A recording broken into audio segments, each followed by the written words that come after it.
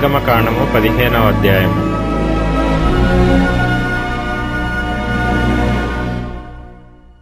అప్పుడు మోషేయు ఇశ్రాయేలీయులను యెహోవాను గూర్చి ఈ కీర్తన పాడిరి. యెహోవాను గూర్చి గానము చేసెదను, ఆయన మిగుల అతిశయించి జయించెను. గుర్రమును దాని రౌతును ఆయన సముద్రములో పడద్రోసెను. యెహోవాయే నా బలము, నా గానము, ఆయన నాకు రక్షణయు ఆయను. ఆయన నా దేవుడు, ఆయనను వర్ణించెదను. ఆయన నా పితరుల దేవుడు, ఆయన మహిమ నుతించెదను. యెహోవా యుద్ధశూరుడు, యెహోవా అని ఆయనకు పేరు. ఆయన ఫరో రథములను అతని సేనను సముద్రములో పడద్రోసెను. అతని అధిపతులలో శ్రేష్ఠులు ఎర్ర సముద్రములో మునిగిపోయిరి. అగాధ జలములు వారిని కప్పెను. వారు రాతివలె అడుగంటిపోయిరి. యెహోవా, నీ దక్షిణ హస్తము బలముంది అతిశయించును. యెహోవా, నీ దక్షిణ హస్తము శత్రువుని చితకకొట్టును. నీ మీదికి లేచువారిని నీ మహిమాతిశయం వలన అణిచివేయుదువు. నీ కోపాగ్నిని రగులజేయుదువు, అది వారిని చెత్తవలె దహించును.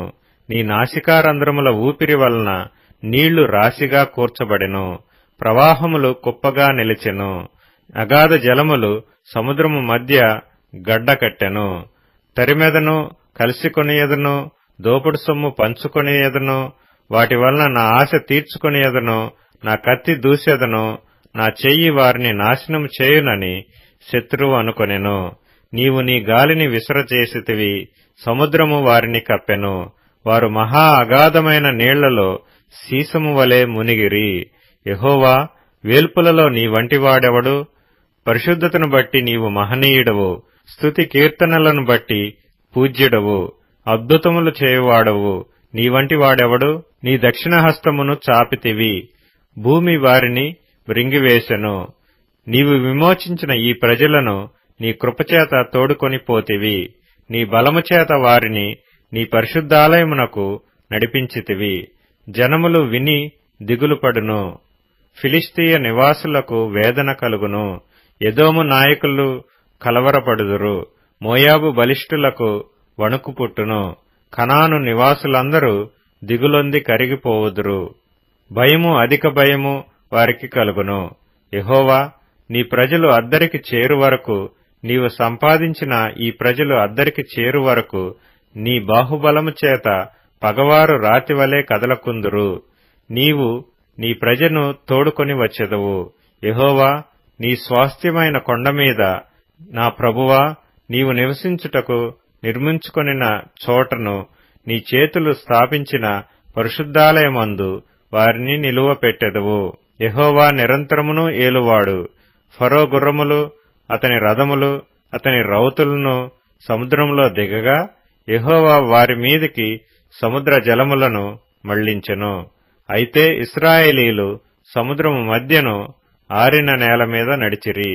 మరియు అహరోను సహోదరియు ప్రవక్త్రియు మిర్యాము తంబురను చేత పట్టుకొనెను.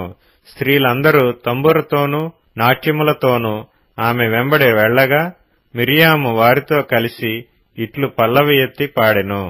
యెహోవాను గానము చేయుడి, ఆయన మిగుల అతిశయించి జయించెను. గుర్రమును దాని రౌతును సముద్రములో ఆయన పడద్రోసెను. మోషే ఎర్ర సముద్రము నుండి జనులను సాగజేయగా వారు షూరు అరణ్యములోనికి వెళ్లి దానిలో 3 దినములు నడిచిరి. అచ్చట వారికి నీళ్లు దొరకలేదు. అంతలో వారు మారాకు చేరిరి. మారా నీళ్లు చేదైనవి గనుక వారు ఆ నీళ్లు త్రాగలేకపోయిరి. అందువలన దానికి మారా అని పేరు కలిగెను. ప్రజలు, మేమేమి త్రాగుదమని మోషే మీద సనుగుకొనగా అతడు యెహోవాకు మొరపెట్టెను. అంతటా యెహోవా అతనికి ఒక చెట్టును చూపెను. అది ఆ నీళ్లలో వేసిన తరువాత నీళ్లు మధురములాయెను.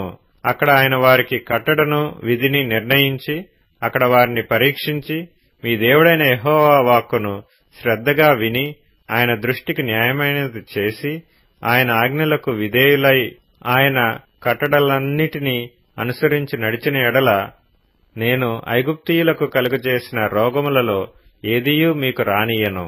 నిన్ను స్వస్థపరచు యెహోవాను నేనే అనెను. తరువాత వారు ఏలీమునకు వచ్చిరి. అక్కడ 12 నీటి బుగ్గలను 70 ఈత చెట్లను ఉండెను.